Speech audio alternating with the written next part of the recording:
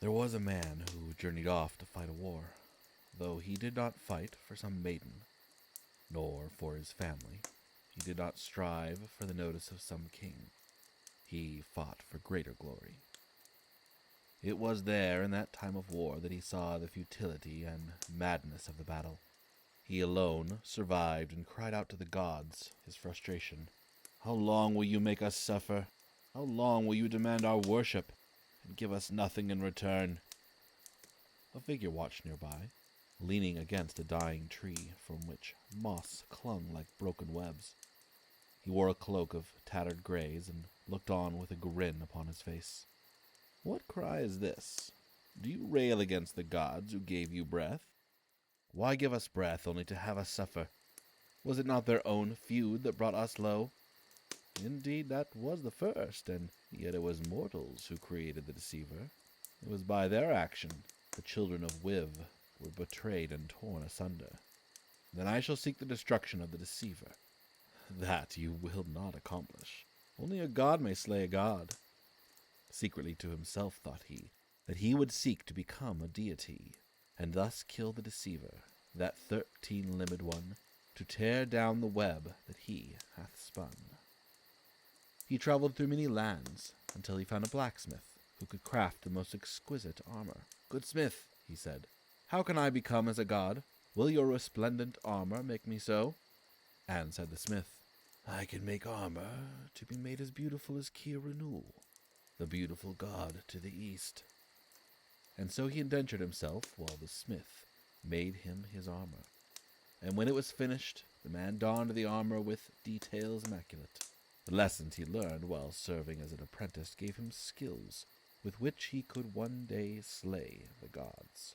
He was told to go to the goldsmith who lived yonder, who would give him a shield that the gods could not breach, and thus he sought the goldsmith out. The goldsmith was a grizzled, hunched figure who leaned over his bench and slaved away over the prized works he crafted. "Wilt thou make me a shield to keep the trepidations of the gods from falling upon me?" "I can make for you a shield so resplendent the gods shall be too distracted to place their will upon thee." And so he indentured himself those many long years it took to make the shield. And it indeed was glorious, and as heavy as the armor upon his frame. The shield shone and sparkled. Any who looked upon it trembled with delight. Said the goldsmith, "You must seek out the tailor in the village yonder. There he shall craft a mighty tunic with which you shall walk in silence, with the rustle of a bat's wing as your friend, just as Wiv, the father of the outcast gods." The armor was heavy, and the dazzling shield blinded him. He traveled then to the tailor, who worked with only a single needle, and slowly, surely plied his wares. "I wish for a tunic that shall be more resplendent than the gods, to be like a god." The tailor chuckled. "I shall make you this tunic, and indeed in its folds and delicate features you shall feel as wise as they." And so he indentured himself the years it took to make the tunic, thread by thread, until at last it was finished. The man put it on, and all that saw him gave him honor and respect. "Travel now this final time to a graveyard dark, where moldering bodies lie. There one waits with a blade so fine that all who touch it know it is death." And thus the man went forth. The armor was heavy upon his shoulders, the shield glittered until he was blinded, and the tunic, like a fine parchment, softly rustled, and he had to move most carefully so that it would not tear. All who saw him gave him wide berth and bowed in respect. He came to the graveyard, and one was there who dug an empty tomb. "I understand that I must meet you.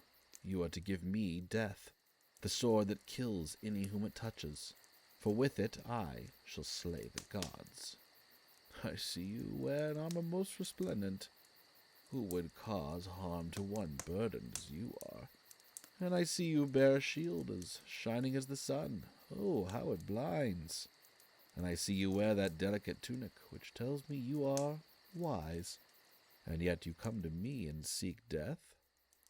Come therefore forward, and I shall help you to visit the gods." The man took the gravedigger's hand and stepped down into the grave beside him.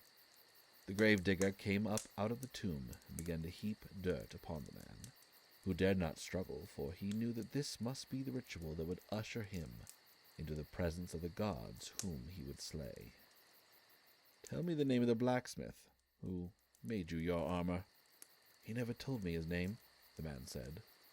"You met Ryon, the god of destruction, and he crafted for you the burden of your healthy years of work. You wear no armor, only the days of your youth. Tell me the name of he who made your shield." "He never told me his name," the man said. "It was Kosiran, the gift-giver. Yet all his gifts come with a curse.